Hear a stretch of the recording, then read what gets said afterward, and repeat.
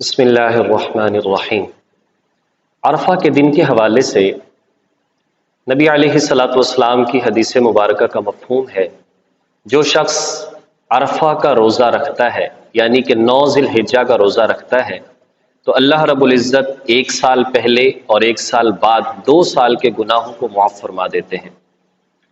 بہت کم اعمال ایسے ہیں کہ جس میں آئندہ کے گناہوں کو معاف کر دیا جائے، اس میں ایک عرفہ کا دن بھی ہے۔ اب یہاں پر ایک بات بڑی سمجھنے کی ہے کہ آج سوشل میڈیا نے بہت پریشان کیا ہمیں اس حوالے سے کہ جی لوگ کہتے ہیں، لوگ سوال کرتے ہیں جی عرفہ سے کون سا دن مراد ہوگا؟ آیا یوم عرفہ سعودی عرب کا مراد ہوگا یا یوم عرفہ پاکستان کا مراد ہوگا؟ اس لیے کہ جب حجاج کرام عرفات میں وقوف کرتے ہیں وہ تو ہمارے ہاں ایک دن پہلے ہوتا ہے اور ہمارے یہاں پر 9 ذی الحجہ اس کے بعد آتا ہے، تو یہ کون سا دن مراد ہوگا؟ تو یہ بات یاد رکھنی چاہیے کہ شریعت کا ایک اصول ہے کہ ہر جگہ پر اس کے افق کا اعتبار ہوتا ہے۔